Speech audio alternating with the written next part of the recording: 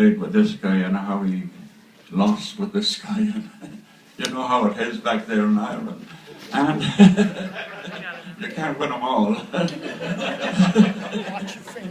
So I'll hand you over to a good friend of his that knew him quite well too, James Kelly, all the ways from Florida. His father was a great fiddler and a great traditional storyteller in Dublin. And I got some tapes way back in the 60s of his father playing.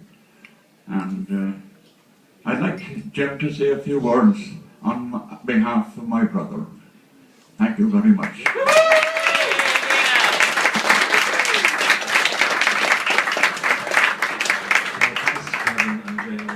It's a great honour and a great pleasure to be here this evening, and also it was a great honour to be asked to write the liner notes for the CD, because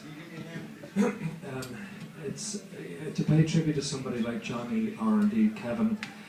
It's a very difficult task, I suppose, for anybody, and to do it justice, I found it difficult, I must admit, but it was a great honour, as I said. And we heard about the Henry family from my father. My father was a fiddle player and a concertina player from West Clare. He often spoke about Johnny Henry and Kevin Henry and Verona, their sister, and eventually I had my first meeting with Johnny and Kevin, your other brother, who I can't remember his name. Martin and Johnny Henry in 1973.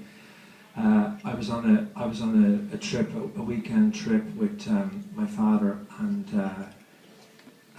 Tommy Peoples and a man called Rory O'Donnell and a singer from West Clare called Siney Crotty, and we ended up at the house a man called Johnny Giblin. Kevin, I don't know if you remember Johnny Giblin. Yes, I know him quite well. Yeah. But we ended up in Johnny Giblin's house, but we visited the Henrys earlier on that day, and that was my first meeting with Johnny and Martin, and of course the family. Then I met Carmel later on that day, Carmel McHenry, and James McHale, sorry, Carmel Henry I should say, but James McHale, Carmel's husband James, and on, and it went along from there. But I don't really have anything planned to say as such about Johnny's music. What I'd like to do is I'd like to read the first paragraph, if I can read it, and the last paragraph from the liner notes, which really says everything that I would like to say this evening. So Johnny Henry, 1922 to 1996. On this historic recording of fiddle music by Johnny Henry, the listener is brought back to an earlier time, and Johnny's wonderful and unique playing reflects the kind of music that you only find at the core of the Irish tradition. His playing has a beautiful and lyrical quality that always supports the tune, and his lift and drive reflects the sounds of the locality where Johnny was born. And then there's some biographical information, family history and so on. But the last paragraph reads, throughout the CD, Johnny's tunes always display great lift and heart. He understood the musical landscape of a tune and how to approach it. His ability to vary his tunes, add lift, ornamentation, or trebles, we'd say, gave his playing a wonderful and lyrical quality, sometimes with a note of sadness. Because I also thought that Johnny, even though he was a player with a great variety of music and great lift and heart in his music, there was also sadness in a lot of his playing, I thought. I thought that was a very important thing to mention in Johnny's music. And the recording itself, this recording makes a powerful statement about Irish music, past, present and future. His playing pays homage to generations of musicians from the past and keeps the unbroken tradition alive for the present generation.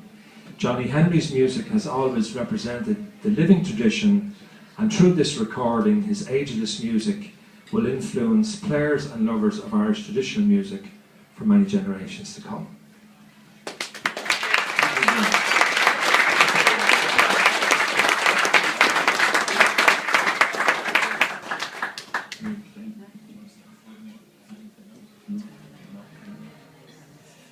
There are a few other people that knew Johnny, and one person you may like to talk to this evening if you get a chance is Malachi Toohey, sitting next to John Williams. Malachi was born 2 years before Johnny Henry, and you were hanging out with Johnny when you were how old? I first met Johnny in 1929. Yeah. I was 9 years old, he was 7. And he came to the grandfather's house. And I nearly got killed the same day with a racehorse. Well, I call him a racehorse. We were breaking him in, he ran away with the car. Threw myself and the brother over. We were trapped for about 2 hours. Finally we carried on to Kevin's grandfather's house. They used to burn lime, commonly known that part of the country. And Johnny walked down to the grandfather's house. Martin Connor was his name.